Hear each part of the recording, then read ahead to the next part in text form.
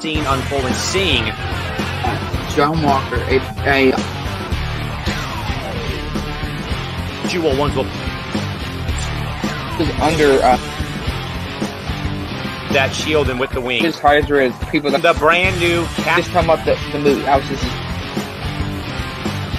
Clearance level was Omega. because she was never her wife. So the Falcon and the Winter Soldier.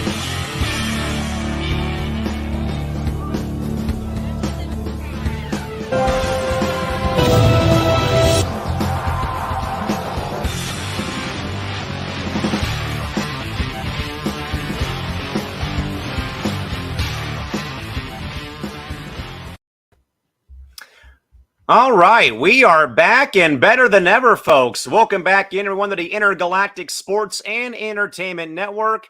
Boy, do we have a show for you on this Sunday evening, July 24th, 2022, wrapping up the annual Comic-Con International event right here in San Diego, California, alongside that one dude, John Allcorn, from deep in the heart of Houston, Texas.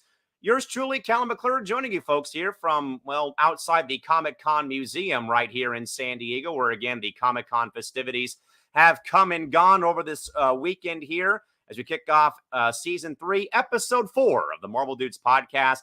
John, a lot, man, to get to again, you know, and I'll talk a bit about this in a second here, about Comic-Con and stuff. But, John, again, a lot to unpack, man. So much great stuff is coming our way for Marvel fans here. But, John, action-packed show coming up on this Sunday. How we doing, man? Good to see you as always. You know what's really hard, because a lot of this news, and I'm not complaining about the news, mind you, let me make that very clear. But when I'm at work and I see all of this news and I can't react to it because I'm like walking down the or something's about to happen at work, like I was telling y'all before on the group chat, then I have to keep my composure. But I'm like, holy crap, we're getting all this phase 5, phase 6, all this. It's going to be great. I'm excited though. But mind you, that is not, excuse my opinion, the mishandlement of the Miss Marvel show in terms of like the writing or direction. Now we kind of get where they're going. Like we said, that kind of went to that Loki last year, but we'll get into it. I'm just happy to be here. And yeah, we got a very good show for y'all. Yes, we have an action-packed show, folks, literally and figuratively. And again, folks, the background behind me here, the Comic-Con Museum in San Diego. Again, Comic-Con wrapping up on this Sunday night. Again, it's been here since Thursday. I was actually downtown on Wednesday watching them put the finishing touches on all the stuff outside of the convention. And John, you know, we were actually just talking about Comic-Con before we came on the air here, my friend. And you know, my brother Ryan has gone to this event for what I feel like has been the last 10, 15 years. And obviously COVID, you know, did not help that in 2020, 2021, even when they had the SDCC at home event in 20 and in also parts of last year, though they did like a bit of like a sneak peek, or like I think they call it like a bonus scene, basically doing it last year as well with like a rinky dink ordeal. But John, you know, and as someone though who has lived here, and again, I have not gone to the actual con inside the convention center. I've gone outside though, walked around, you know, saw some people cosplaying. They do though have stuff though here, and I will just say this out here and blurt it out right now. If you do in fact come here for Comic-Con, but you don't get a badge though, they do list out though. There's a lot of things you can do though around the property, because John, this is now, man, just exploded because of the popularity of the event here locally, to not just the convention center, John, but I mean, we're talking about hotels around downtown, the Gaslamp Quarter, Petco Park, the waterfront. The Bay is now putting on events now for Comic-Con and stuff like that. But again, though, John, you know, this convention, again, wrapping up here in San Diego, we've heard a lot of great things, though. But I guess, though, John, is, you know, when Comic-Con weekend does roll around for you, maybe, and now, again, I'm a born and raised San Diegan, and Comic-Con is the one time where I avoid downtown. Kind of in perspective, the Padres, John, now don't play home games the same weekend of Comic-Con because it's such a huge event where people have flocked to San Diego and they have to use the ballpark for, you know, I think there was actually some video a while back, John, that they actually had a like walkthrough for The Walking Dead when it first came out, that actually people could walk through the stadium and be chased by people dressed up in costume from The Walking Dead, for example. But I guess, though, J.A., more so is that when Comic-Con weekend for you rolls around, though, again, being an outsider, But again, maybe you're following Star Wars closely. You're following Marvel. Maybe you're following DC. Maybe you're following a lot of these, sci-fi or a lot of these, companies, and corporations closely. So, John, whereabouts do you perhaps, your excitement level maybe when in fact that Comic-Con is taking place here in my backyard? That's obviously one of the places I would have to say is on my bucket list, just like going to Avengers Campus and actually also going to Star Wars to defeat Darth Vader because I'm more stronger than he is, but that's neither here nor there. But yeah, I think the excitement, I don't know how I guess you would measure it because I think a lot of times it's great for some people, like their version of their first movie in the MCU or some of the stuff that was announced was like the first Avengers movie or Age of Ultron. But I think it means a lot more to like myself and you and others of a certain age where when we were kids, we remember really well of the first Iron Man, of that Hulk movie. I believe it was Ed Norton who was supposed to be in the MCU. And now we're getting to what we call the Kang Dynasty, like you talk about how popular it is. And it's definitely a dream come true. Trying to avoid leaks and stuff, I think, is a big issue there. I wouldn't even say that's a complaint because there's really nothing I think they can do at that point. You can't enforce certain things or not certain things. You've seen leaks for the Ahsoka trailer and all these other things, but it's definitely super exciting. I'll be honest, man. If y'all thought I lost my voice during the NFL playoffs, if I ever went to Comic-Con, I promise you, you would sound like I'm doing a Batman voiceover pretty much. So again, folks, Comic-Con weekend wrapping up here in San Diego. And again, the reason why I have the Comic-Con Museum as my background tonight, though, John, is actually what kind of kicked off the weekend here in San Diego on Thursday, which something, though, John, that did happen here fairly recently in 2017. Comic-Con actually struck a deal with the city of San Diego and purchased the building behind me, the U.S. Federal building that was built during the 1935 or the 1905 California Panama Expo that was held here in San Diego, which led to Balboa Park's creation. This actually, John, was the San Diego Hall of Champions building where the San Diego Sports Hall of Fame was for a long time before they were booted out and they went to Petco Park instead, though, to be enshrined there. And now, though, John, the Comic-Con Museum, though, behind me, basically it's kind of held like a opening party, basically, to kick off Comic-Con weekend here locally. And they have, and since 2019, JA, they have inducted one superhero into the Comic-Con Museum's Hall of Fame for characters. It was Batman in 2019. It was Pac-Man in 2020. And last year, it was Wonder Woman. And of course, though, John, with his 60 years of existing with comics and movies and TV shows, John, no one better in my mind than Spidey himself. Spider-Man was inducted on Thursday at a nighttime event at the Comic-Con Hall of Fame in the Comic-Con Museum here in San Diego in Balboa Park. John, again, it's been 60 years, since we saw Spidey debut, though. But of course, we know about Tobey Maguire and Andrew Garfield and, of course, Todd Holland. John, your overall thoughts, I guess, about seeing the Comic-Con International Company recognizing how much Spider-Man has had such a big impact, though, over the past 6 decades. Again, we're probably, our parents grew up with Spider-Man, and now here we are, years later celebrating Spider-Man again, but now this time being inducted into the Comic-Con Museum's Hall of Fame here in San Diego. Oh, it's easy. I mean, come on. I think it's really, really obvious. Like, this should have been the first character completely, because this is what really started it all. I remember looking at videos and looking up stuff where what it used to look like, and even I think another country or something that did their own version. It was super corny, but I mean, pretty much, not everybody loves Spider-Man, but that's really what started it all with comic book movies and everything else. Because back then, I don't know much about back then because I'm probably from the 90s and I look 14, but movies and stuff back then were just now beginning. You had like 20, 30 years before, you had what's that one movie that people would love? Where she says, "There's no place like home. There's no place like home." Wizard of Oz.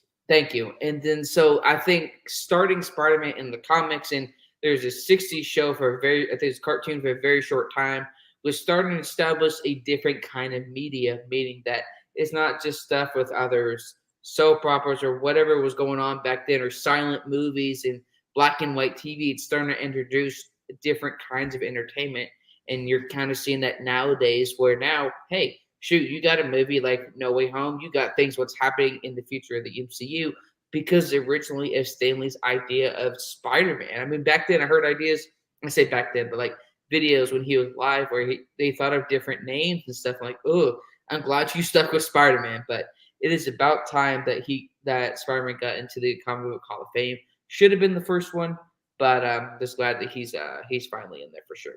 You know, and I'm glad, though, that Comic-Con International, John, went the route of putting him in, though, with such a banner year again. His 60th anniversary of his first appearance, I think, in comics, and, his impact, I think, and I know it's all, sci-fi and it's all comic book, but again, his impact, though, on making people like us become fans of comics and of sci-fi and of, for that matter, Marvel Comics, Sony Pictures, for that matter, as well, when they had his rights at one point. And again, there's been that very lengthy dispute, though, again, about who actually owns Spider-Man. And of course, thinking about Tobey Maguire, Andrew Garfield, and of course, Todd Holland, playing him so well in the films over the past, several years, and for that matter, a long time, as time has gone on here. But with that, though, John, I do think, though, Jay, that I think I'm more glad that it was a Marvel character, because it looks like, though, that they're also, because I think they'll at the museum here, John, locally in San Diego, they're not just for Marvel. It's DC, it's arcade games. Again, like I said, they inducted Pac-Man back in 2020 into the Museum Hall of Fame, back here 2 years ago. So, John, we have Batman, Wonder Woman, Pac-Man, and now Spider-Man. John, at next year's event, who would you like to see inducted by Comic-Con into the museum's Hall of Fame?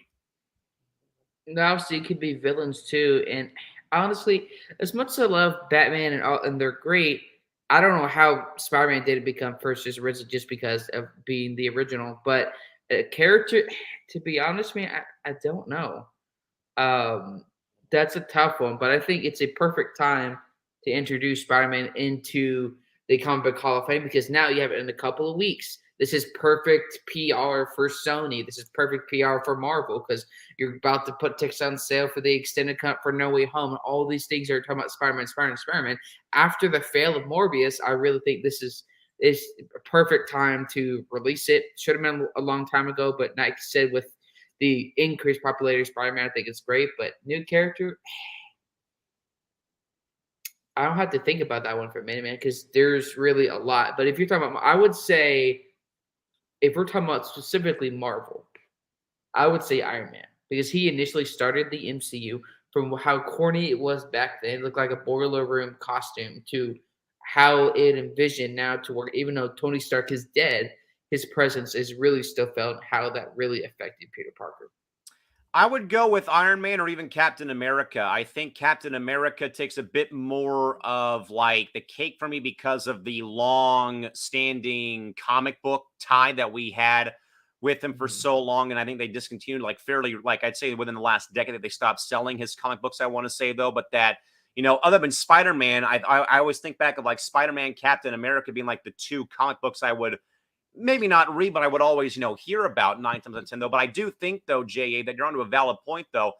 I could honestly, John, see that in 2028 with Iron Man, because that would mark 20 years since the first movie came out of him being inducted into the Comic-Con Hall of Fame.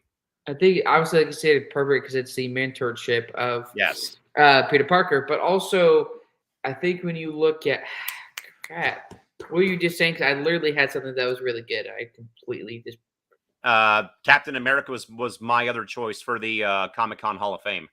Captain America, I think, would be really cool because technically, if you want to be comic book accurate, MCU accurate, he's really, like you said in the movie, the first Avenger who, right, I guess, really started it all. So again, folks, Spider-Man inducted into the Comic-Con Hall of Fame to kick off the festivities on Thursday here in San Diego. Again, Comic-Con wrapping up here in America's finest city from Thursday till Sunday. Again, I was downtown Wednesday and again saw a lot of, just in perspective, John, saw a lot of things by the trolley station for NBC and Sci-Fi and USA, and all the hotels and buildings had, ads for Fox and for Animation Domination and, what have you again. They really, though, John, have made downtown when Comic-Con rolls around, though, like I told you before we came on the air, though, but that Comic-Con has, exploded so much over the past several years, even through COVID, that all the buildings in downtown get, either partially renamed for the weekend, or they get these giant ads that take up the whole hotel space. And Petco Park, the Padres' home ballpark, has been overtaken by, The Walking Dead over the past several years, or other exhibits, though. And it's gotten so big, though, that they have to basically utilize all of downtown to make this, convention that's been going on since 1970, still go on and what have you. But of course, though, John, it's called Hall H, but I'm going to call it the Hell Hall, because every Comic-Con, John, all hell breaks loose inside of Exhibit Hall H at the San Diego Convention Center during Comic-Con. And of course, John, 2022, man, was no exception to the rule, with Marvel Studios returning to Hall H at the Convention Center in downtown. And per Marvel's release, though, John, and I agree, man, Marvel packed a punch with a robust rollout of series and films coming soon to the Marvel Cinematic Universe. Marvel Studios president Kevin Feige, who was wearing a Miss Minutes hat, led those in the room through a walkthrough of what's coming next for the MCU, Phase 5, and even, John, Phase 6, and delighted the audience with surprises around every corner of the ever-expanding Marvel Cinematic Universe. And they conclude, John, by saying, Marvel Studios welcomes you to the multiverse saga. So, John, we do have some business to take care of, though, with Phase 4 ending here in November. But, John, the multiverse saga is calling, and we must go sometime very soon. No doubt. I think for a lot of Marvel fans, this brings excitement. And I think I remember reading initially months ago or reports, because I don't know if its reports are true or not. They said that Marvel wasn't going to have a panel at San Diego Comic-Con. And I could be wrong. And this is not an attack on Marvel in any way, shape, or form. I think with some of just a lot of the criticism of fans being really questioning or concerned, like, what is the direction? Not in terms of making it so obvious, but yet there's no clear direction. I was not necessarily a complete clear villain at all. You don't have a Tony Stark type or Steve Rogers type of person where those two main factors. You don't have that in the MCU right now. And I think they felt that, hey, we need to make sure that we make this as convincing as possible. Because mind you, there's still D23 in September, so there's going to be a lot. And you said Phase 6, but there's still 5 to 10 dates, if I remember correctly, that they didn't show the names of those movies. Now, mind you, that could be Phase 6 or 7. I think we're probably going to get either Andrew Garfield's movie or Tobey at some point. Whether Sony announces it, and all those things, I think, are a big factor, because you have Venom, or a certain part of Venom, coming to the MCU. So I definitely think that would be really cool. But man, I mean, I wouldn't say for me it was a little bit of lack of faith in Feige and Marvel, because with coming out with so much content, to a certain extent, at least for me, it was ruining part of the preservation of the MCU, because now we don't have those leaders.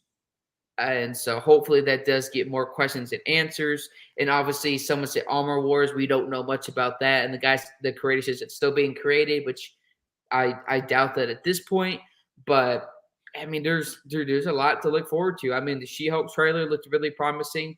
With obviously, if you've seen the trailer, Daredevil's going to be in it. So that, and obviously Mark Ruffalo himself and original characters from the original Hulk movie. So a lot to look forward to. And dude, I'm just when I think this couldn't get any better. Like what do you think with writing? Like there has to be, like, there's no, how much more can you really think of?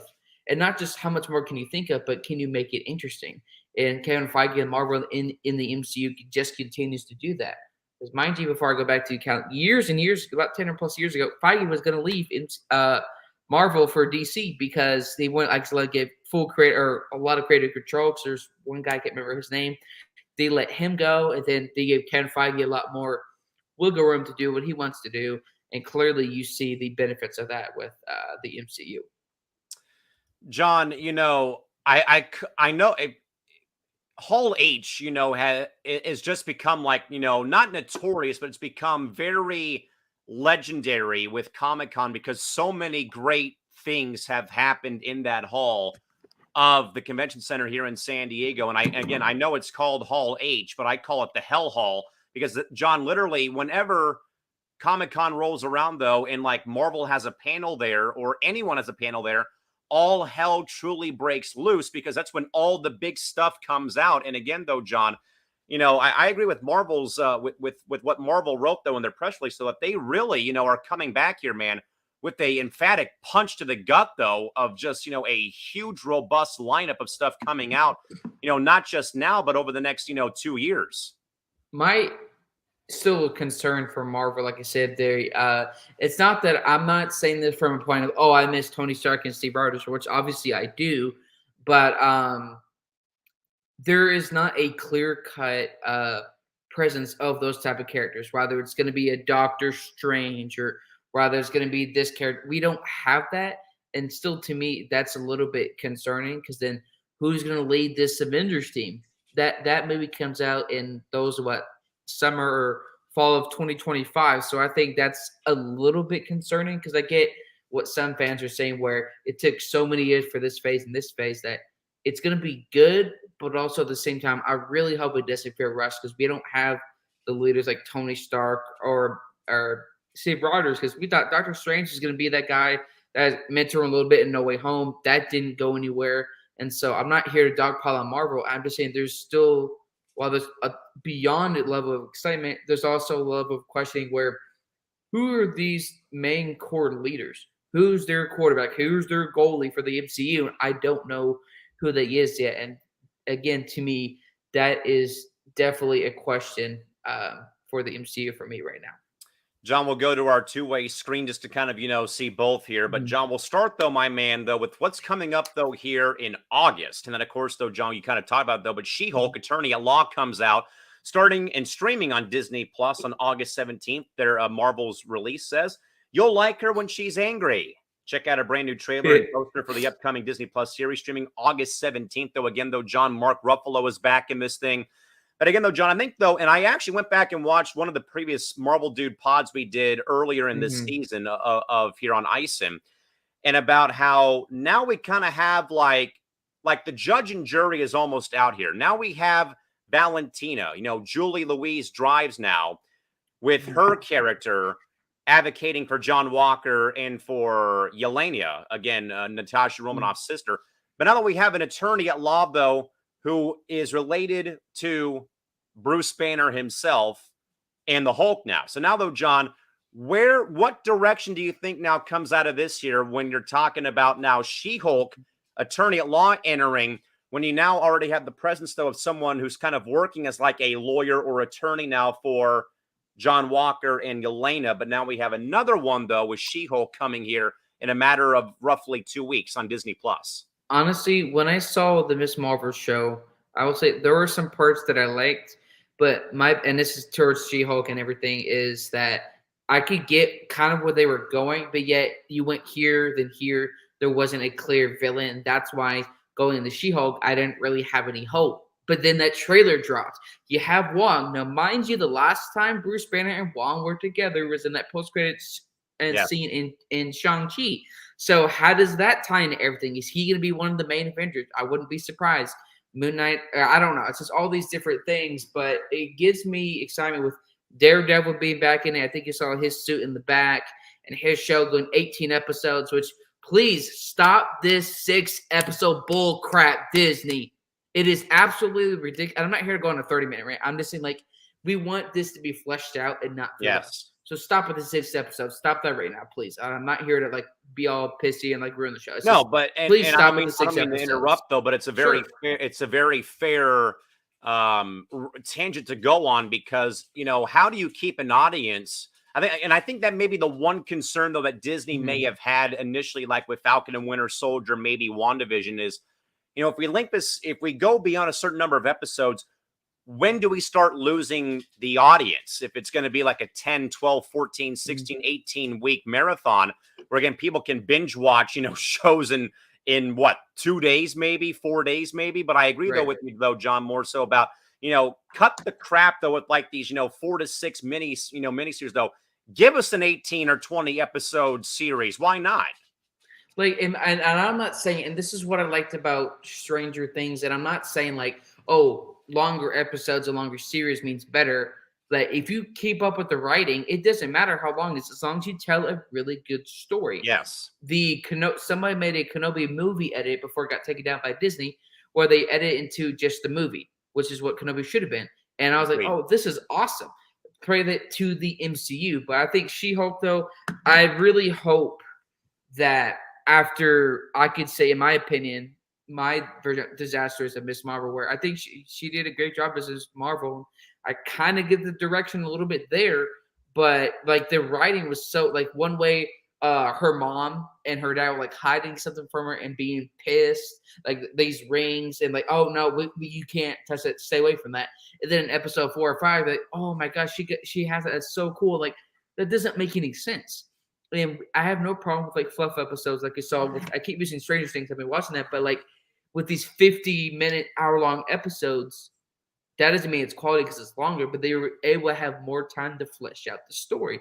You have more time to tell it, and I think that's really what matters. Some of these, I believe, partly because you said because of the 2020 panorama or the pandemic, is some of these were meant to become movies. I remember in 2019, remember Hawkeye was supposed to be a movie. Hawkeye, there's some issues with, you had the Thanos was right thing on the urinal. That didn't go anywhere. I'm not going on tangent, but go bring it all back to She-Hulk.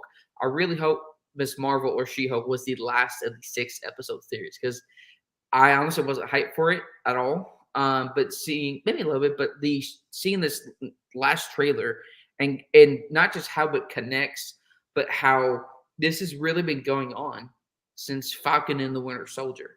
And this is what Marvel does that we don't realize until later. I really think that it's interesting. But honestly, man, I'm like a kid in a candy store because there's so much I want to talk about, though. But see, I believe I think it's Tim Ross. I can't remember the villain who was in the original Hulk movie as Abomination, who was in Shang-Chi. So it was definitely a lot there. But I'm ready for it. I'm kind of see how I think Daredevil, like to your direction, Daredevil. And I believe She-Hulk will probably make an appearance in the Daredevil series, especially with how Hawkeye ended. Because now with Amani Vaughn, I can always butcher her name. That Kamala Khan is now. Thank you, Tim Roth. Those two are going to be representing the Young Avengers, which is going to be teaming up. Which is Valentina used these non-official members of the Thunderbolts to team up against them, which I believe will lead up to the Avengers movies, to Secret Wars. And Kang's behind all this. When he saw at the end of Loki, where Kang literally told Sylvie, if you kill me, multiple of me are going to be out there. Branches are going to go insane. And then the next step was Spider-Man No Way Home, where the multiverse opened up. And you saw the future in the clouds. And so that really is just leading up. And it's exciting. I'm ready for it. And I'm really hoping that at some point, please stop doing these 6 episodes, because I think that it's that over time, I think that could ruin the Disney Plus thing, or in terms of like subscribers and how many people continuously watch. Fresh News 24/7 says it best, I think, John. Holy F-U-C-K. John Campa was stressing not to get too excited. Marvel over-delivered in their mind this week. And I think, though, John, that's why I call it the Hell Hall here in San Diego, again, my hometown. But again, it's because like stuff like this gets, announced at Hall H. And that's, the thing I heard all weekend was about, how great it was for friends of mine who were at Comic-Con being in Hall H and hearing all of this stuff come out, though. And, again, like I said, I watched the live streams, though, from Marvel, from Comic-Con on YouTube or on YouTube on my TV. And like I told you before we went on the air, man, I had to not run around the block because I was like, it was just like one punch, to the face after another. Like, y'all know how much I love football. Like I love football, but seeing this, it was so hard. Cause I told you, Callan, what happened at work, and trying to keep my composure. I'm walking down at work where I work, and I'm in the company vehicle, and I'm like, I can't say anything. I can't do it because I'm at work, be professional. But once I get off, I'm losing my crap. I think to the point where Fresh News 247, thank you for checking out, new viewer. Yeah. John Campion talked about this, who I've watched for a while, is don't get too excited. Not because Marvel isn't going to deliver, because there's still D23. There's still a Yes. lot they're going to be excited about. And I'm not saying, I think 2 more months maybe to go until Kyrie, the next one comes, and we have our minds blown again in 2 months in Anaheim. I think to a certain extent, Kevin Feige and the team, as maybe just in PR, where they was not in terms of like, oh, give the like everything they want, they're gonna be fans are gonna watch Karens, but the concern of what's really happening with the MCU, not in terms of getting our way, but like what's the direction? Who are these main? Who's the quarter? Who's the goalie? Who's all this? And that was really who's the power forward of the MCU, and we didn't have that. So I think they're starting to establish that. But yeah, I'm definitely excited. I'm like a kid in the candy store. And thankfully, I live on my own, so nobody can say I'm being too loud. Fresh News also writes, John, honestly, I feel like Deadpool is going to be a lot like the Chip and Dale movie, Deadpool community on the MC, where again, though, John, I did read, though, and again, to these people's credit, though, John, there have been some reports that I read over the weekend. I think even the day that they announced that Deadpool 1 and 2 and Logan were going to be released on Disney Plus, though, and I think it was a parenting coalition put a release out and like a petition out to tell Disney to take these films off Disney Plus. And these are R-rated movies, though. But Oh my again, God, to people. their credit, again, I respect their their opinion about this whole entire ordeal. However, though, John, is what do you make though about what's going to happen with that potential third Deadpool film? Honestly, I think those people are being a bunch of Higgins. I think you can have your opinion, but didn't they also put Family Guy on there? They Because put Family Guy. now Fox is owned And- by the Disney company. And Yeah. if you've ever watched Family Guy, half of the stuff, if they aired it today, it would be canceled. It wouldn't even Yes. be live on TV. And so I get it. But I think when you're headed to what happened in Doctor Strange in terms of the horror aspect or during what you saw in Moon Knight and kind of what you're starting to see, not in No Way Home, but there was Moon Knight, there was Doctor Strange. You're starting to see the transformation of it's not as kid friendly. Yeah. It's getting more in towards of the different aspects of movie telling, and that's And- why I think they're more accepting of it because they were. Go ahead, because I have a lot to say. And this got the gears grinding, John, about I think when we were talking with my man Christian Ilton, when we talked about the Avengers Right. campus to start season 2, I believe, Right. that we were talking a bit about recapping Falcon and Winter Soldier. But Christian said it right, though, is that Marvel and Disney are not going to sacrifice quality because of it may be an R-rated movie, because we know that Disney is known for the happy stuff, the fairy tale endings, though, but that they don't and they won't sacrifice quality in regards to this sort of stuff happening. This is what like obviously the Infinity War stuff wasn't dark or like crazy, but I think it was starting to set nothing but like a Logan or a Deadpool 1 or 2. But I think it was starting to establish what Disney wanted to do was like, yeah, sometimes you don't always have that happy ending. Like sometimes you have to break up with a person, sometimes you have to move, or sometimes you have to get that divorce. And I think kind of brings some of those aspects to the MCU, I think is really interesting. I do like Deadpool. Obviously, I can get why it's not for everybody, but even before Deadpool, I still like my chimichangas, regardless if they're free or not. But I get where people are coming from. I disagree respectfully, but I think when you have where they're going, you can't really be surprised, especially with Logan, who, mind you, Doctor Strange, who was also in there, Xavier, who was in the Logan movie. Well, he's officially in the MCU. What did they do with something called Mutants? What was that 90s X-Men 97 soundtrack that was played at the end of the Miss Marvel TV show in the background? 97. They couldn't say mutants, but they had that. So really, I think all those things you're adding up to have Professor Xavier, to have Logan or a variant, whether it's him or someone else, to have Deadpool, those things are just adding up. And I get some people are used to the happy-go-lucky thing, but I think they want to, and I could be wrong, I don't know anybody there, but to make the MCU more personal in terms of daily life, where things, frankly, don't go our way. If you're an Oakland Athletics fan, nothing goes your way. So I really think that's I do like that aspect, but I think that's the whole point of our show and others. But We can agree or disagree, but let's have a good conversation. And as long as you're not a Cowboys fan, we're good to go. Christy Wilson, one of our loyal Marvel Dudes podcast watchers, she wrote, Marvel definitely over-delivered, stunned over how much Marvel stuff was being announced on social media. And Christy was keeping me up to date, basically from the Hell Hall. I was actually traveling downtown on Wednesday to meet up with a couple of announcing colleagues.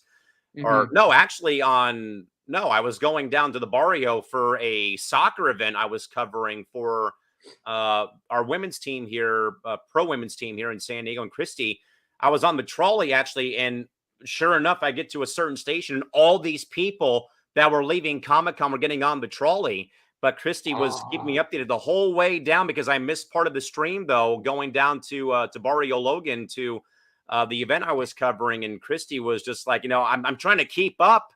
And it was just like bang, bang, bang, bang, bang, bang, bang, covering all that. And Christy also says, I can only imagine that John, John geeking out over all of the new Marvel movies. I had to geek out more because at work you have to be professional. I have no problem with that, but it's so hard when certain things are happening at work, like I told you, and dealing with that and hearing all this news. And Christy, and I appreciate that because I can't always be on my phone, but outside of breaks, it's hard. But it's exciting. Like a little kid in the candy store, obviously, but yeah, I'm definitely geeking out over it. Heck yeah, I'm not ashamed to say that. I don't care. I'm like the Urkel of Marvel. I don't really care. Fresh News 247 on YouTube again comments. I was at work as well, John, so I was watching the clock trying to get in a peek at the news. Also, they're joining us, by the way, John, from Down Under in Australia. Oh, awesome.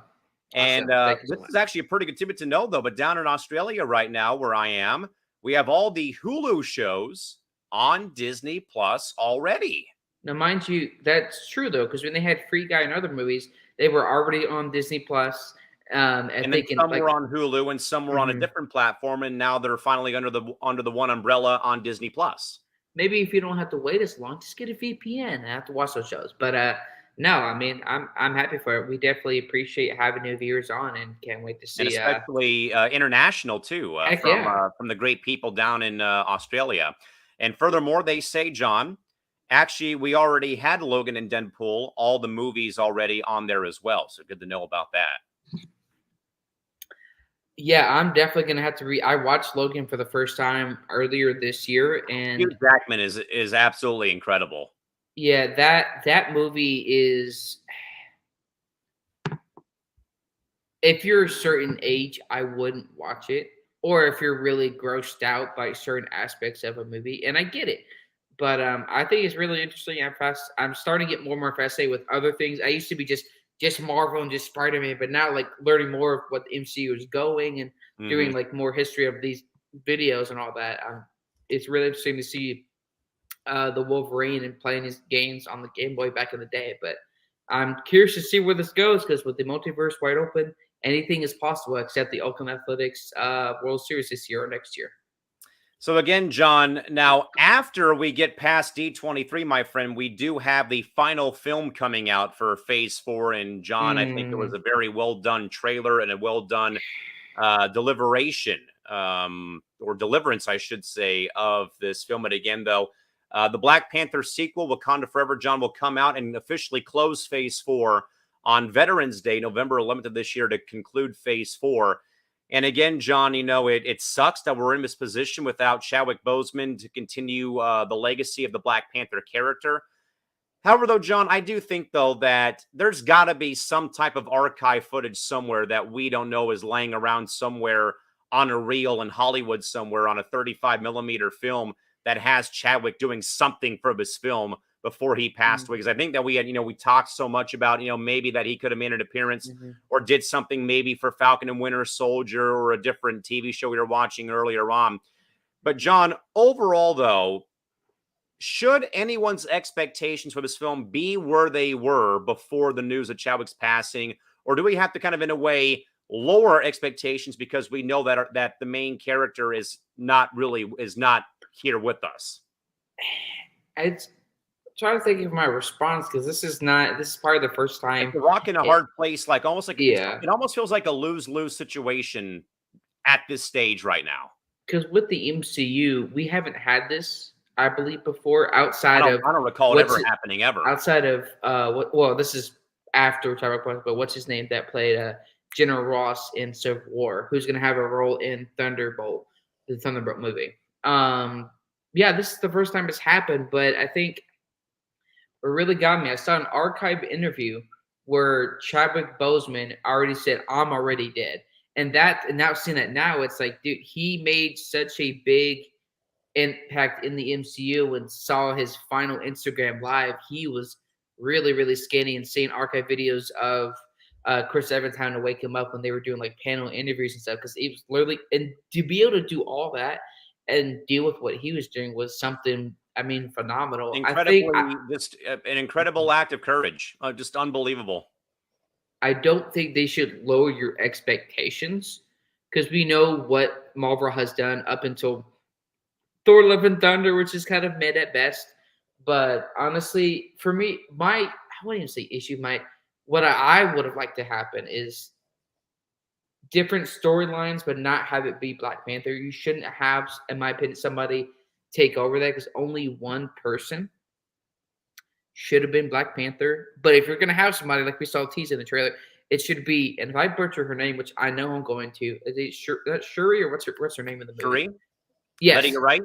Yeah, thank you. I think his sister in the movie. So I think that would be. I think, is it? Yeah, yeah, it's his sister. I think, right? Yes. So I think would be the best option, because she knows him very well. She knows how he acts and how he did, so she can learn already from his mistakes, so she doesn't make those same ones at all. I don't think they should lower their expectations. I think it definitely changes the MCU, not just because it's just one person passing away, but like you said, he also did a voice thing for What If last year. Yes. So there has to be some type of archive footage. But seeing the beginning, the music in the mural, that photo of him on the wall, there was interesting. I remember working with when I used to work with kids. But I remember we came up with a Black Panther handshake. I remember I've worked with all kinds of kids, black, white, orange, and especially with like a community of those kids, that character, how he played that character definitely resonated with those kids and those people. And I see those people like Marvel fans and people all over the globe. Oh, most definitely. I'm excited for the movie, and I think First News makes a good point. I think my only concern, though, outside of Chadwick Boseman's passing, is where there was delays for this movie. So many delays. And COVID being one of them, though, but also there was a lot of other, not really friction, John, but some other things though going on behind the scenes, though. That I think was definitely a concern for me. So, like, is this movie going to come out? Like, I'll gladly wait an extra 2 to 3 years for this movie to be fleshed out. But it's like, what direction do you really go into? Because they didn't start making this movie till probably right after his passing. Right. And because I believe it's 6 to 8 months, give or take, to shoot, to guarantee any, hopefully no delays. And I believe when they release the movie, when they say like May 20th, 2023, that's really going to be like March, but like they're giving some extra wiggle room to edit and all that. I don't think they should lower their expectations, though, because I think. What's up? I do kind of want to get to this Sure. Comment here again from our good folks in Australia, Fresh News 24/7. And John, I think you kind of hinted at this right comment here. Fresh News writes, Black Panther 2 looks like the first post-COVID-19 movie in the MCU since it started. Doctor Strange and Thor, you could tell, was filmed with COVID safety still in mind. Made sense, because Gore the God Butcher, you barely see him in the movie at all. He's Gore the God Butcher, and I liked him more than Thanos. He was more intense, but we didn't see enough of that. And I think that's a good point I didn't think about, because we as fans, I think, outside of when I started watching some podcasts, is that we think that, they just make these movies and move on. We don't realize, I think, to a certain extent, how long it takes to make these movies and things that come about, like the panorama or the pandemic, however you want to say it. Yeah. But you can definitely tell. But Big time. I don't think people should lower their expectations about the movie. Yeah, I think agree. The expectations should be different in terms of what we thought it was going to be. Where T'Challa was probably going to, I guess they started opening up Wakanda is starting working with the Avengers and kind of building up this new team after Tony Stark sacrificed himself, do it with the new Cap and Bucky. But unfortunately, that wasn't going to happen. So I think expectations should be not lowered, but expect a different movie than what we're thinking. I'm still confused though a little bit from the trailer. I get Sherry is like the new Black Panther, I believe. But other than that, like I'm really confused, I guess, on where the direction was going because like we had the issue with Thor Love and Thunder in terms of the trailer release date is only so many days out before the movie, and we had no confirmation of anything. So I'm excited for the movie, but I'm just honestly confused on like I guess what this movie really is. Again, folks, Black Panther Wakanda Forever, the sequel, will officially close the book on Phase 4, Veterans Day, November 11th, 2022.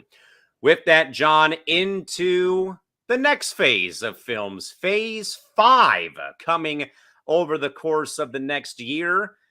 With that, John, we got 1, 2, 3, 4, 5, 6, 7 films, it looks like, coming in Phase 5 and a boatload of TV shows. Well, first, though, John, start with Ant-Man and the Wasp, Quantumania, coming your way February 17th, 2023.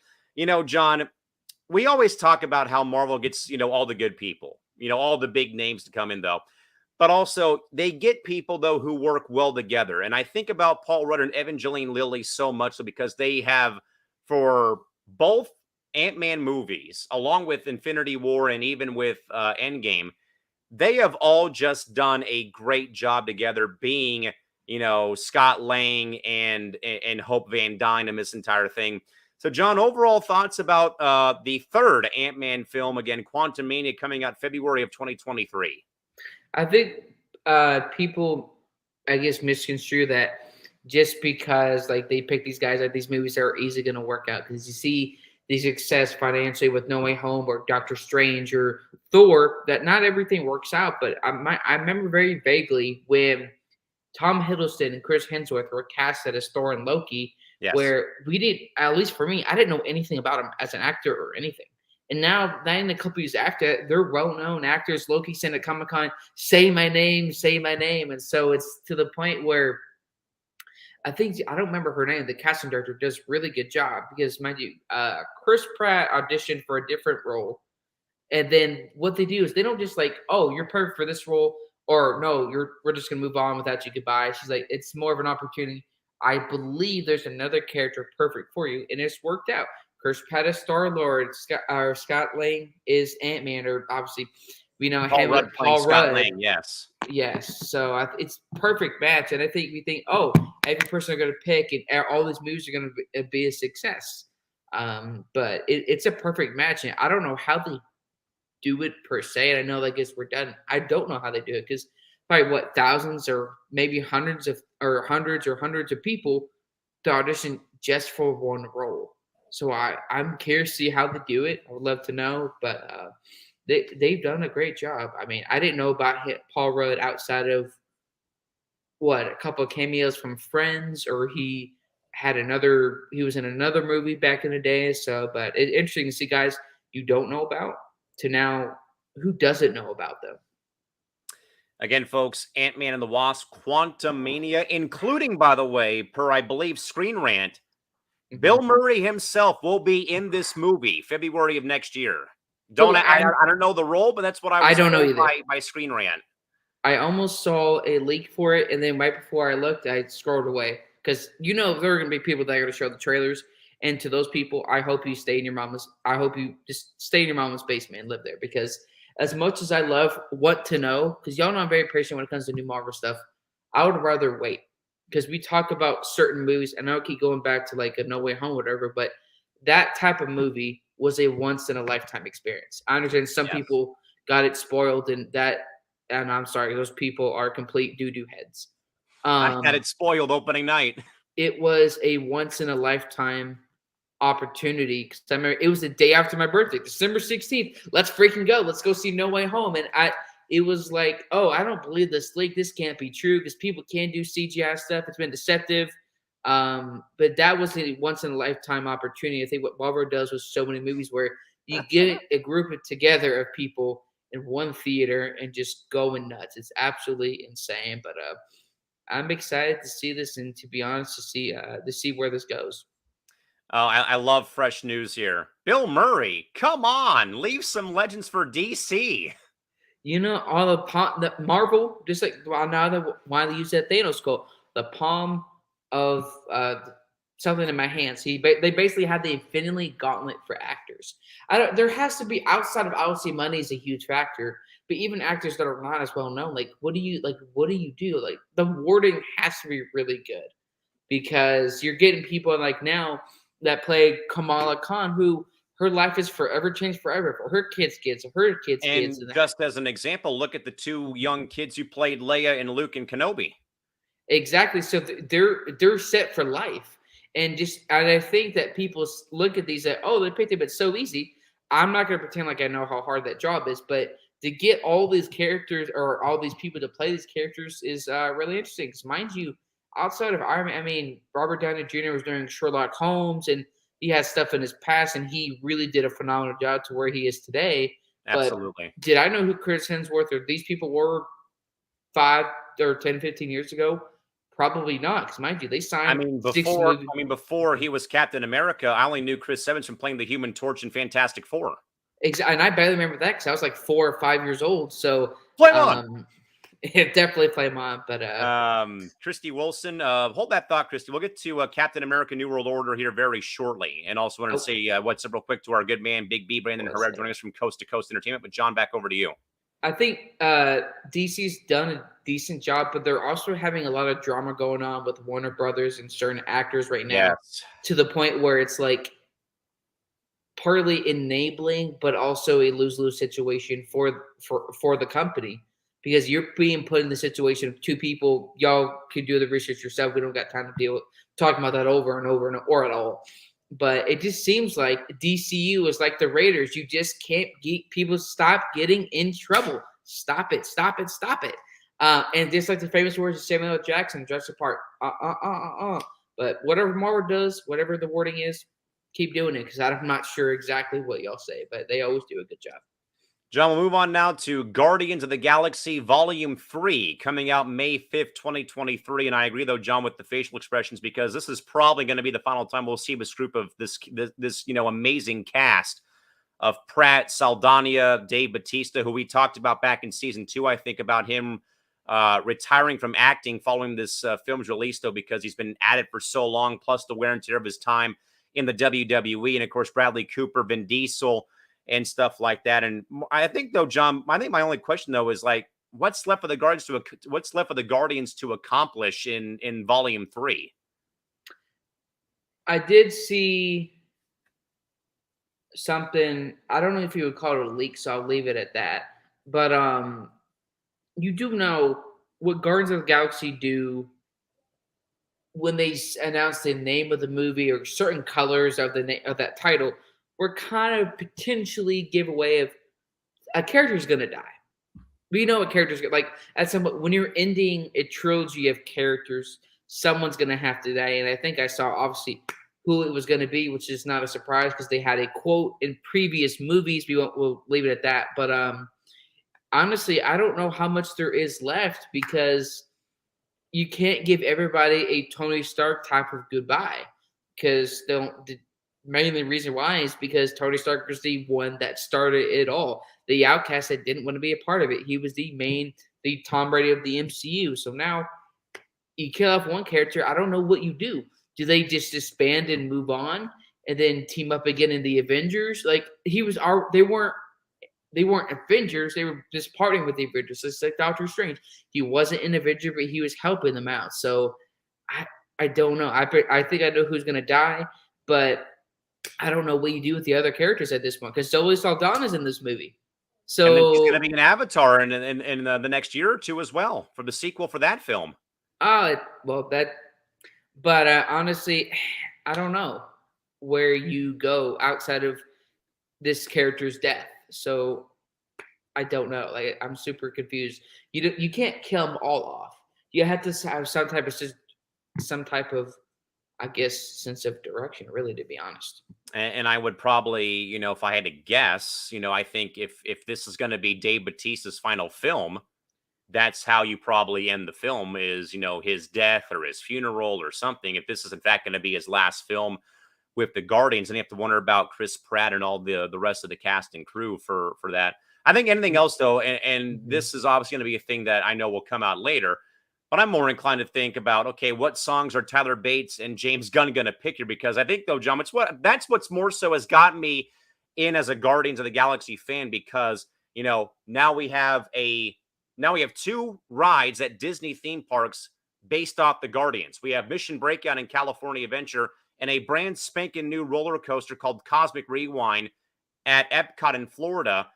And then everyone always thinks about the music, the 60s and the 70s, the 80s even, and again, out here we have, Pat Benatar, Parliament, Funkadelic, we've got Elvis and the Edgar Winter Group, Steppenwolf, those groups. And then down there you have Earth, Wind, and Fire, A Flock of Seagulls, and that's like, who else can you really, look back to for, at least on the music side though, and things like that. I do though want to get to this, get to some more comments here. Again, our mates down in Australia, Fresh News 24/7 writes, and Harry Styles, parentheses, not a fan, but the MCU has Harry Styles bringing in a whole different fan base. And I think after his new movie will be in high demand for other films. Christy also says real quick, looking forward to the third Guardians of the Galaxy film, as am I. Want to deviate real quick here, John, because Brandon has a question away from the DC and Marvel world here. Fellows, do you have any thoughts on the making of a upcoming horror movie based on the Disney character Winnie the Pooh? I think, though, John, that this was discussed on Coast to Coast on Saturday evening. I think this kind of just boils down more so, John, to trademarks, patents, and that those things expire. And sometimes companies don't want to do that. I recall best, though, John, about Oswald the Lucky Rabbit. We talked about him in episode 3 of the pod, because he was referenced, I think, in a recent Marvel film or a Marvel television show that we were watching, and that Oswald the Rabbit got traded from ABC to NBC for Al Michaels back in the day. So literally, it was a cartoon character being dealt for one of the greatest sports announcers of his time and generation. But then there's been some talk that Mickey Mouse may be going away, because we're not going away, but that his copyright and trademarks are not going to be held by the Disney company. But now, though, John, the same thing here with everyone's favorite, half-naked bear and Winnie the Pooh, though. And now, though, man, we have Winnie the Pooh and Piglet being used as like the hash-slinging slasher in SpongeBob here. I don't know what to make of it. I do think it's interesting, but come on now. This is going to be ridiculous.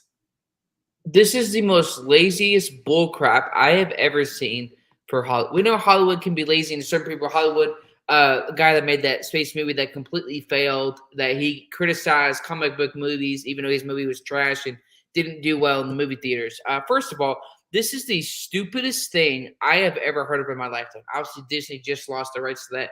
You talk about Mickey Mouse potentially losing that. So I'm like, I don't know what you do for the logo moving forward.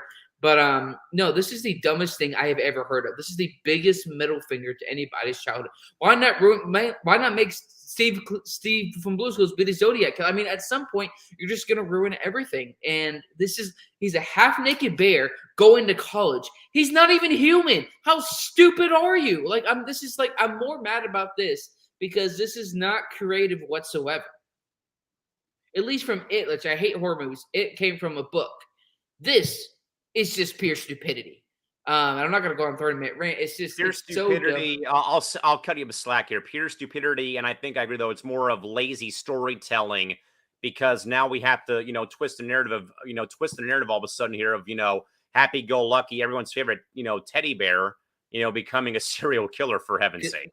I think Big B made a good point. So let's say when this goes to streaming, and I hope this movie flops. I feel like it's going to, because I don't think anyone's going to really watch this nonsense. Why? Imagine a kid, and you're going to traumatize, and it's not even this completely your fault, but at the same time, it's like part of the parents' fault, is that, let's say a kid sees this on whatever streaming platform it's going to be on. And, Winnie the Pooh, I'm going to go watch that. And then you see a head being get tapped. It's like, and it's like it's just gonna be a whole nother disaster. I hope this movie flops. This is the stupidest movie I have seen. It's gonna be worse than Jurassic World Dominion. It's gonna be worse than Fast and Furious 9. So no, if you do that, it's gonna flop, and I hope it does because this is you're literally ruining. I can never look at Winnie the Pooh the same. How explain it? Even we didn't understand Marvel now that it's real, but explain to me, Callan, or anybody watching, a half naked bear going to college. He's not human. And he's fat. So funny all day. he literally, that's his point. And then that one, I think it was Elmer, one of the other characters is like joining him, but then he kind of turns on him. So it's like, are you really? Why did you make Barney a crazy psychopath at that point? I mean, at some point, why ruin things from people's childhood? If you're going to do something, have it be creative or a different spin on it. Christy Wilson says it best. I said this on Coast to Coast last night on Saturday, but I think Hollywood is determined to destroy people's childhoods now. Why a half naked bear going to college? That's really what it's about, and killing his friend potentially. Furthermore, again from our good mates in Australia, Fresh News 24/7 writes: have Star-Lord go into a black hole, then he can be brought back in Nova. And Christy also adds on real quick that the soundtracks for the first two Guardians films were awesome. I definitely agree 100%. With whatever happens to Star-Lord or Rocket or any of those, I don't know. Gore the God Butcher is obviously going to be in the movie. Because he would have to be, right? He would have to. You don't have Gore the God Butcher, obviously not in Thor much for like first 24/7 was saying, it makes sense. And then they literally go out into the galaxy to find the other gods or save the other gods, or I'm not exactly too sure. So with that being determined, one of them sacrifices themselves for the greater good to stop Gore the God Butcher. And I think in the future, and potentially how this leads up to Secret Wars, Gore the God Butcher dies. But that's just a prediction. I don't know. But at some point, he has to be in the movie. I think it's going to be like No Way Home, where you don't see the full cast of the movie until it's already been out on streaming or Disney Plus or DVD, because, I mean, it's obvious. Like, why don't you put it? Like, we know he's going to be in the movie. He's going to kill some gods. How's that going to be explained? And so, honestly, I don't know, but I'm ready for it. Most definitely. With that, John, to the next film for Phase 5, The Marvels. The sequel to Captain Marvel will come out in late July of 2023. Again, though, John, we have Captain Marvel 1, we have Miss Marvel, and now we're going to have both Brie Larson, or at least Captain Marvel, and the younger version, I guess, of herself, or the young lady from the Miss Marvel show, now having their sequel. John, I do think, despite what people may have said about the first one, I thought Captain Marvel was great. I mean, it was one of the I think last movies I remember seeing in theaters before Endgame came out, and I thought it was very well done. I thought Brie Larson was great in the film, though. I thought that they did a great job with the Skrulls, and again, seeing a very younger version of Samuel L. Jackson playing Nick Fury, and of course Agent Coulson being in there, and again tying in the 90s this time around in that film. But John, your thoughts more so about again the sequel, but also again now having that tie-in from Miss Marvel the series now into the actual sequel in July of next year. I mean, that post-credit scene was really cool. I just wasn't a fan of the movie, but I am curious, though. I would suspect Nick Fury would be in it, because Captain Marvel sent like a distress signal to Nick Fury and Captain America Winter Soldier. And then you see in WandaVision where you see some of the Skrulls. And by the way, even in, I believe, but also I believe, though, if memory serves me correct, though, when Fury was in the blip, when the blip happened, didn't he drop the pager to Captain Marvel when he was becoming, or when he was beginning to slowly fade into the sand because of the blip? Right. Now, mind you, though, the Secret Invasions comes out before this, meaning this Secret Invasions is during the blip. So I'm sure some between Secret Invasions and the Marvels, or I think it's called the Marvels, is going to explain how long Nick Fury has been off planet, which you see what the DOC tells Peter Parker in No Way Home. Then you could ask Nick Fury, he's been off planet for a year. Well, really, how long has he been there? Because as you see in Far From Home, where you see the Skrulls, I'm not saying Wanda's going to be in that movie whatsoever, because that wouldn't make any sense, but you see the Skrulls in there. Before that's Far From Home, and how far has Nick Fury really been there? And some of the characters that we haven't seen him for a while, or they're dead, or oh, that was just a scroll. Oh, then let's see where that goes. I think, like I said, with guess that has to do with the multiverse. And now, where does that really lead open? Was that Nick Fury that introduced Tony Stark to the Avengers team? Was that a scroll? And was the Watcher over that the whole time? And the Watcher sent a scroll dressed as Nick Fury to get Iron Man to be part of the Avengers and all that? I don't know. It's a lot of theories. I mean, it's interesting to see, but I don't know, man. Just the first one I wasn't a fan of, but I'm really curious to see, I guess, where they kind of go in terms of Nick Fury, the Skrulls, and I really want to know how long has he been off planet? That's really what I want to know. Christy Wilson also says that she loved the first Captain Marvel, Brie Larson, I should say, not Larson, Brie Lawson was awesome. And Christy Wilson also says that Fury sent the emergency message to Carol Danvers right before he turned to dust in Infinity So this War means, in that scene. but so maybe there's something that I'm not getting then, because Secret Invasions, at least in terms of release date, is before this. But wait. Couldn't that have been the scroll version then? Because the Nick Fury we see off planet during the blip could be the one that's in space. John, per Marvel's release, Secret Invasion will come out sometime spring of 2023. So it will, in fact, be before the film. That's why I'm saying this. I'm not saying he is a scroll, but I'm thinking maybe that is the scroll version of Nick Fury. And then the one we see in space is the one we actually see during Secret Invasions, because it's during the blip, meaning Nick Fury actually wasn't blipped, since only 50% of humanity was snapped away with a finger. I don't know. That's my only theory I can really think of at this point. Wrapping up 2023 for the films, John, Blade comes back into the limelight November 3rd of next year, following the rugged adventures of Mahershala Ali, starring in the upcoming film, which will be released on November 3rd of next year. John, we've heard so much about Blade, man, and I'm glad to see it coming back to fruition here in the Marvel Cinematic Universe. Do you know how long it's been? Too damn long. It's been since 1998. I was less than a year old, and this movie I saw obviously when I got older. I think it was an interesting aspect. I know this is probably just something I'm bringing too much into, but Oscar Isaac was asked in an interview with the premiere of Moon Knight, who do you think Moon Knight would pair with?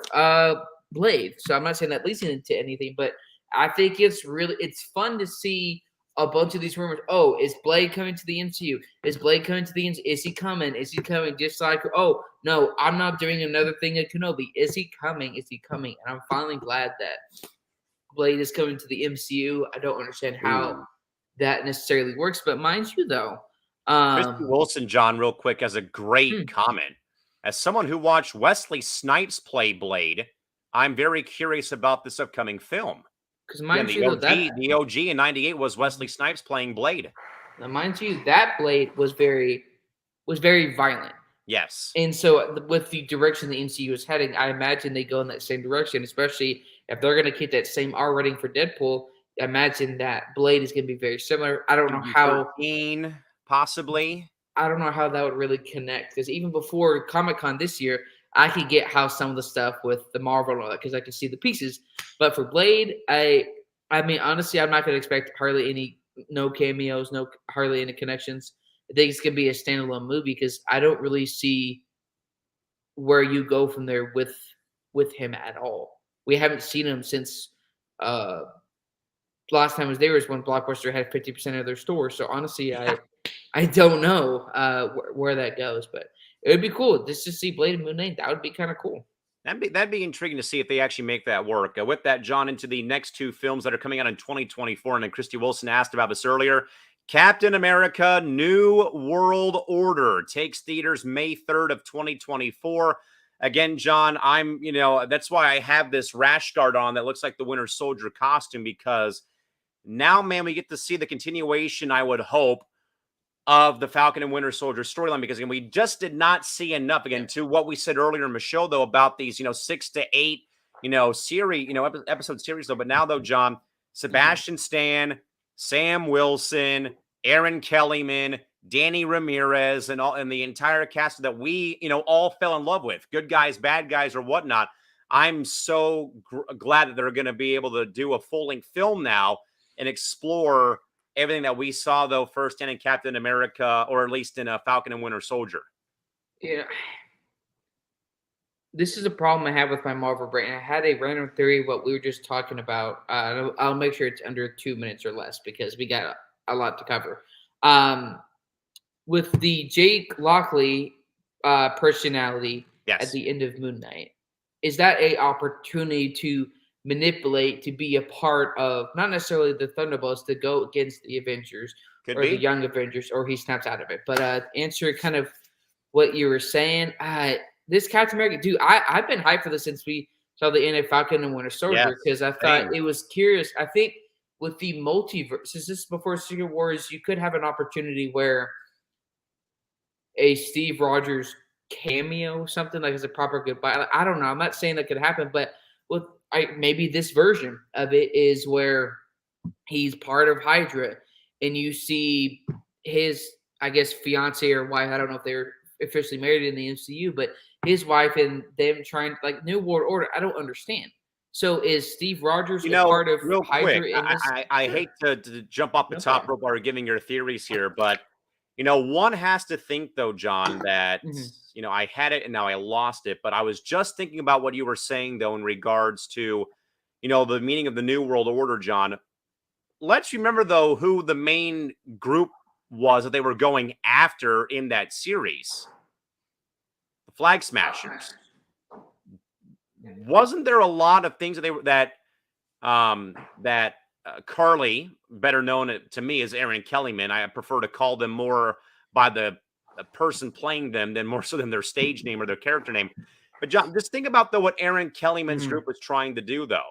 They were basically trying to establish a new world order.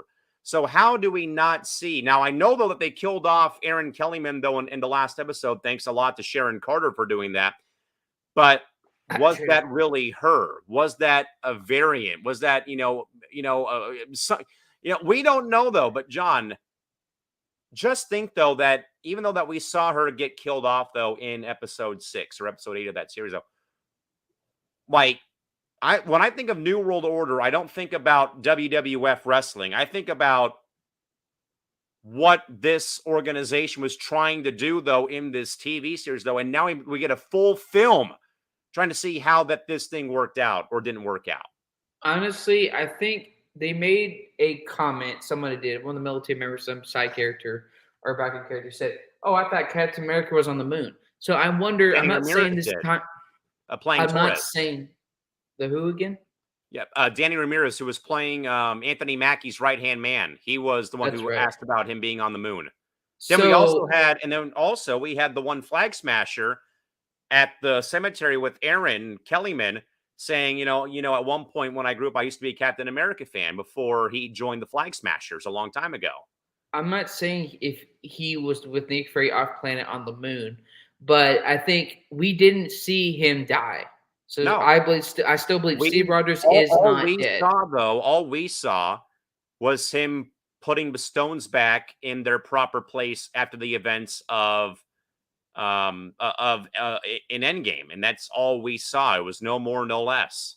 I think he will probably die in this movie, and I think if he's proper goodbyes, Sam Wilson is obviously the new Captain America, but he'd be more officially the new Captain America, despite what people say. But honestly, though, I think what would happen is Steve Rogers in the movie, but he's like a variant maybe, or he works kind of like with Hydra, maybe vaguely similar or different spin to what they did in Agents of S.H.I.E.L.D., where they were under like the simulation and Fitz was part of Hydra. Like, Fitz, this is not you. I need you to wake up. Maybe they do that similar version, and then he turns back, and then unfortunately, out of age or whatever, he dies, and then they go from there. But honestly, I don't know, because the writers, someone did also say that Haley Atwell, whatever, from Doctor Strange wasn't the one from What If. So I wonder maybe how that kind of plays into this New World Order movie. Because like Christy said, I think there may be more Flag Smashers out there. Because remember, when they activated that beacon, that's not just Flag Smashers in their general area. I mean, it brought everyone. It literally in the last episode brought everybody in Central Park Exactly. cause. So imagine if they brought And that many then people. they even brainwashed the entire um the whole committee that was working in New York. Exactly. So that makes me wonder how that is across the globe, and how maybe we see what is it, Toretto, or what was his name that took the wings of Sam Wilson? Agent Torres. Agent Torres. I don't know why I said Torres. I'm to be Fast and Furious on my mind.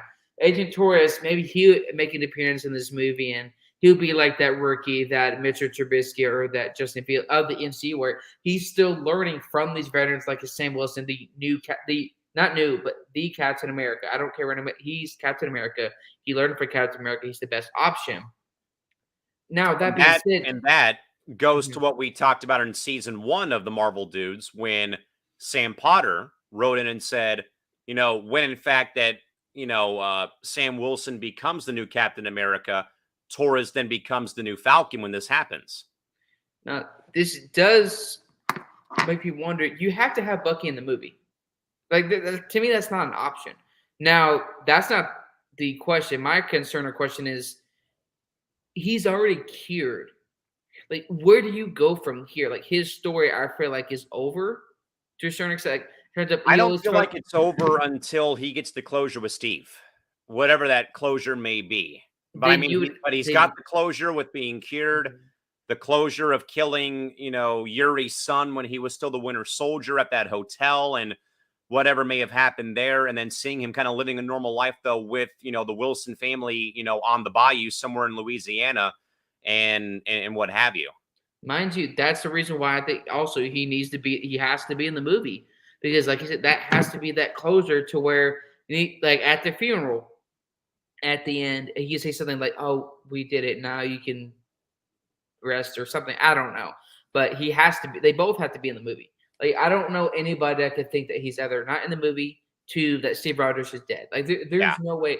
Like, and I know we've been wanting a series of Steve Rogers putting back the stones and seeing that. I would still have want it. loved to see that, and maybe he'll explain that vaguely in the movie, and that'll be our version of that kind of quickly, so we don't get this rest 6 episode series. But I don't know. But honestly, I'm really, to me, outside of Secret Wars and anything that's we don't know about yet, Thunderbolt and this movie I'm really excited about, because I And really that's want to actually the next thing see. we're going to talk about here, John. Thunderbolts will come out basically almost basically 2 years to the day on Tuesday, July 26th of 2024. John, Marvel's released those pretty simple. Exciting new group of heroes arrives in theaters July 26, 2024. But who is it? That's super confusing. Like, wait, this is what Marvel does, and I love and hate at the same time. You make it so vague and simple, but yet so difficult to understand.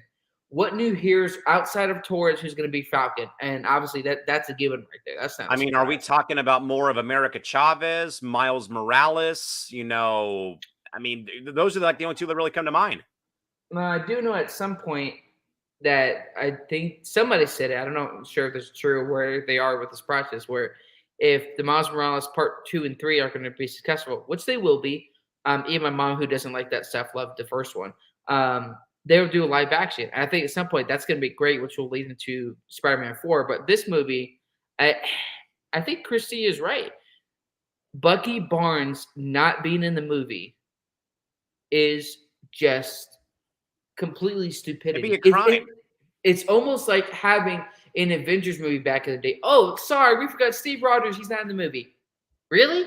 You don't have a Loki in that movie too? Come on. So honestly, it's like talking about your favorite Padre players. Like, oh, you forgot him? Are you kidding me? And that's the same thing with this movie. You can't have him not in this movie. Outside of Toys or Kamala Khan, who is Yes. like, I Another think one. this will tie into the future potentially of what you see of the Young Avengers, and partly what we see It's in Pieces and She-Hulk, which will end up tying into this, and then using the Thunderbolts, who we'll get to that obviously in a minute. But Well, the honestly, Thunderbolts is the big question. Zemo, Yelena. uh, yeah, it would have been the Red Hulk, but he unfortunately passed away. William Ross passed away.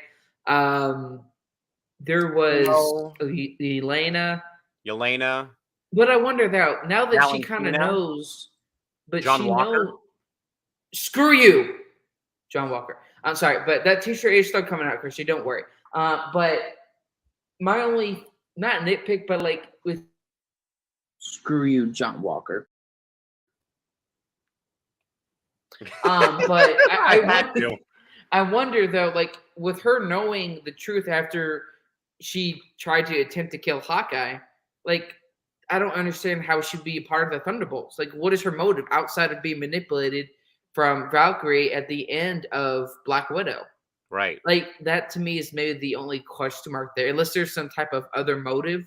But yeah, John Walker's number one right there. You saw him as U.S. agent. So technically, it's U.S. agent. He'll be in the movie, which literally looks like the Hydra costume version of Captain America. So he is a off-brand Walmart Dollar General version butthole liquor. But here's the thing that I don't know. U.S. agent Zemo, Yelena, which is question mark because I don't know what her other motives would be. Honestly, who else would be there? I don't know. Because maybe we'll find out who, because she has to have a boss.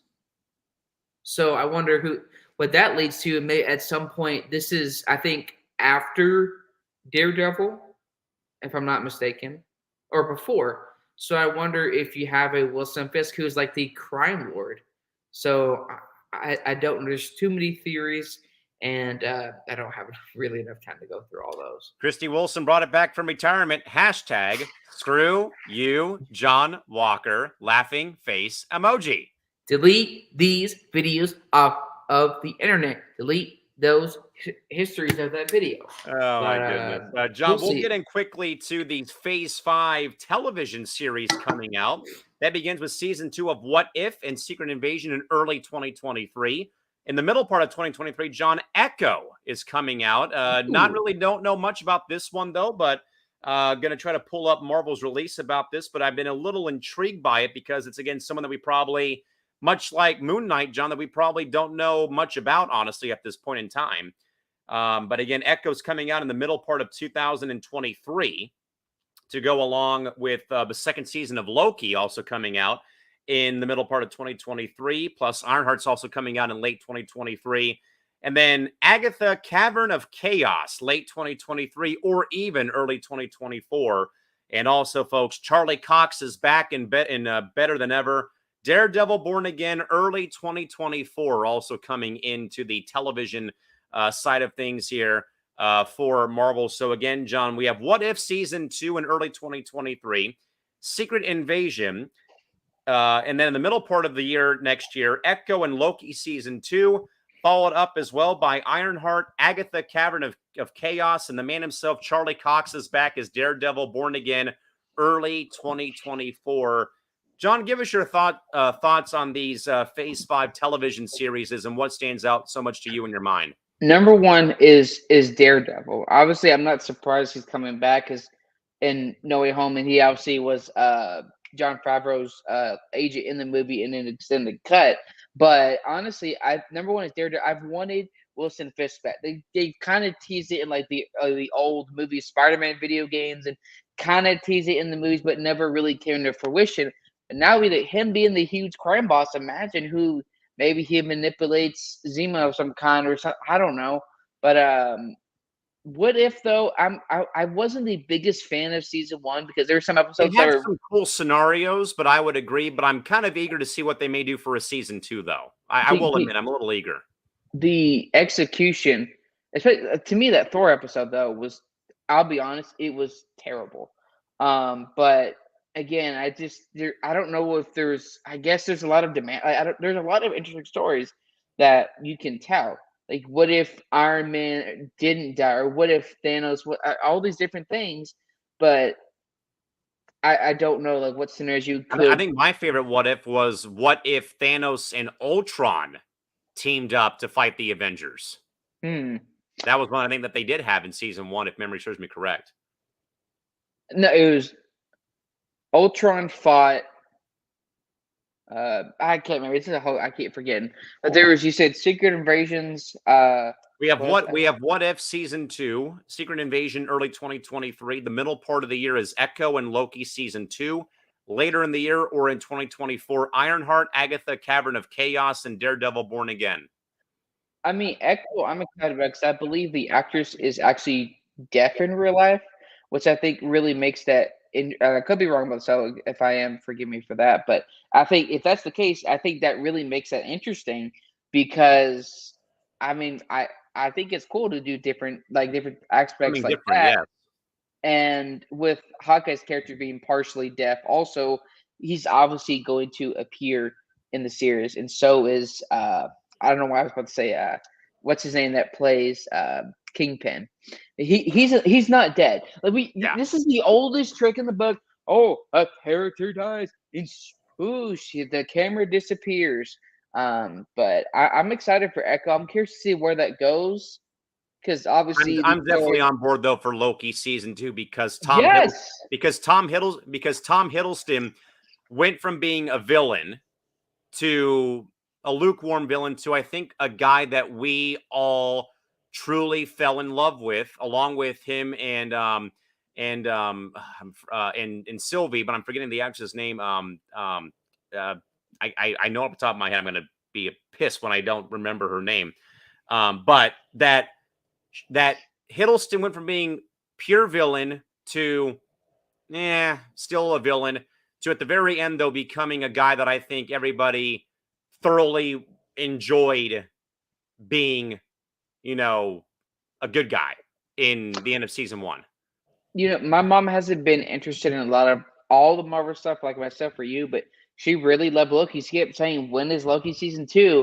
And I think going back to what I said earlier in the show, this is what I think Marvel's headed towards a little bit of more relatable real life scenarios where despite like Loki, and obviously it's fictional or not real, but like in terms of hey, regardless of how bad you screwed up, there's still redemption in you. And that's what we're seeing with Loki, where he's getting more of a touch with his side, and then and obviously with Thor mourning Loki and all that, you saw that tattoo in the back in Thor Love and Thunder, and a rumor of him potentially being in it. I don't know. But that one to me is my most hyped one because I was tired of seeing Owen Wilson in chick flick dog movies. You need to get him in something that could show his true character side. Ironheart though, like I don't know much about it because to me, Same. I feel like for me, it doesn't make sense because unless it's about Tony Stark's daughter, I don't see that. What's the correlation? Like, why don't we just have And Armor that's Wars? all I can think of was that it would be something along those lines. It would have because there was a deleted scene though in Endgame, which would kind of maybe help with this, where Tony and his daughter meet up. I guess after he sacrificed himself, and they said we did it. We were successful. Now with Armor Wars, that kind of goes to the point where if Tony Stark's arm or stuff went into the wrong hands, I would rather have that than Ironheart because to me it makes more sense. And we don't have a lot of information. Like I Right. don't know. Like I'll wait. I'm hoping it's great, but I don't have to say because it's whatever. I don't understand the point of it because unless it's about Morgan, because she's kind of obviously this trying to get into things that's not her business, exactly like her father. Like where does this go? Gwyneth Paltrow, she's not. Is she even part of the MCU anymore? Who knows? Like we thought she was gonna die in Iron Man 3. She came back. She and Tony are married in Endgame. So I'm not saying that like and they have a kid now. So she has to have, or at least the future of her, because we saw the post credit scene of her being older. So I don't know, I guess, how any of that would work. But I'm excited for that one. I think you said was there one more after Ironheart? After Ironheart, it'd be Agatha, Cavern of Chaos, and then Daredevil Born Again.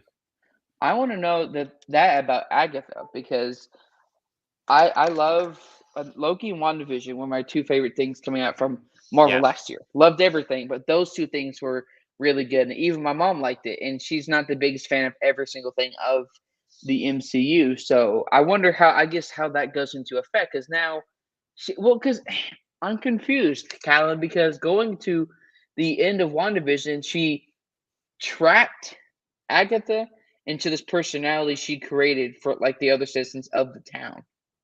So where does that story go? Is this her origin story before WandaVision? then it goes back to the ending of WandaVision. I don't know, but I think to me, and I'm excited for it. I think it presents a lot of questions that we know eventually would be answered. By the way, I had to look it up. Sophia Di Martino is who played Sylvie. That name eluded me when She did a trying to- great job, It though. was Her yeah, and it was Tom's phenomenal. chemistry She was great. great. With that, John, we'll quickly get into the Phase 6 movies coming out in 2024 and in 2025. Another rendition, John, of the Fantastic Four on November 8th of 2024, and then 2 more Avengers movies, my friend. The Kang Dynasty, May 2nd of 2025, and Secret Wars comes out, my man, November 7th, 2025. John, just real quick thoughts, man. I'm kind of eager to see who they cast in the new Fantastic Four movie, but also, though, who's left from the Avengers to fight in 2025? And this is where I think it goes back to my audio thing's off, my charger's like very far away, but it really makes me concerned with part of this direction of the NCU where who are these core leaders? I think that really has to be a factor because we haven't seen anything from Shang-Chi because obviously Wong's in She-Hulk and all those post-credit scenes. We'll get into that because we already talked about that. But it makes me want, I think I'm beyond excited for it. I'm losing my somehow this is gonna be bigger than Infinity War and Endgame. I just can't fathom my head around that now because it's a lot to think about. But 2, we don't have any leader of the Avengers. We don't. Before the MCU became what it was Tony, Thor, and Steve Rogers, but we don't have that. Now that doesn't take away my excitement though. When I say I'm excited, I'm like a kid when they see Santa Claus. It just makes me and mind you folks, Santa Claus is real, but it just makes me wonder who were, I know I'm being very repetitive and I apologize, but who are the main characters of the Avengers? Is Shang-Chi going to be one of them? Is it going to be Doctor Strange? Because mind you though, Doctor Strange had that that little eye in the middle, which turned him a little bit evil, and he disobeys the others and marries this lady as they do in the comics. So I'm just curious to see where that goes. I'm really excited for it. A lot of trauma, a lot of death, and I expect them to start to hire some Marvel Avengers therapists because I think we thought Endgame was going to wreck us, Callan. Oh boy, this is going to be even worse, and I can't imagine how it's going to be done. But have the Russo brothers do it. Please, please, please, please, please, please, please. That's all we ask at this rate. With that, John, we'll wrap things up, my man, and go into tonight's final thoughts. Wow. I mean, that was a lot to cover, my friend. That covered basically the entire weekend of Comic-Con here in my own backyard here in San Diego, California. Real quick, though, Christy Wilson writes in that she is interested in the new Daredevil movie. Her husband is looking forward to seeing season 2 of Loki, and she also writes, I hope this new Fantastic Four movie is better than the piece of crap film that came out back in 2015. But, John, we plowed through all 4 days, basically, my man, of everything that took place here at Comic-Con in San Diego and covered everything that happened at the Hell Hall, a.k.a. Hall H here in San Diego for Marvel. J.A., final thoughts for tonight's program, my man, are what? Christy, first of all, that's an insult to pieces of crap to compare pieces of crap to that X-Men movie. So I just want to make sure we're not insulting crap there. But I'm sorry. Honestly, man, it was a good show. I'm really excited for this. We're really, I think, I know I said this before, Infinity War and all, but I think for Marvel fans and specifically Marvel and Star Wars, we're in the best time, I think, for that cinematic universe when stories are more and more being fleshed out to where we're seeing these new characters, things that I thought I wouldn't like. I thought because I used to be so I was like, oh, just Tony, Steven. But I'm like, I'm loving these new characters. I like to see where they're going. It tests to what was in the past, but also doesn't neglect what they're doing in the future. But it was a good show, and I'm just ready to for She-Hulk and see where that goes.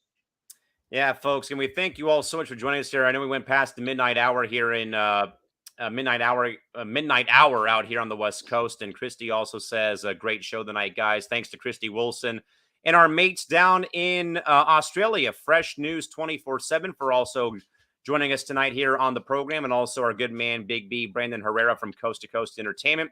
Again, folks, just want to again quickly here kind of clarify once more here from both John and myself here from ISEN again that we've been again very, very, sorry. We've not been able to come your way with more and more content again, but just right now schedules have not lined up.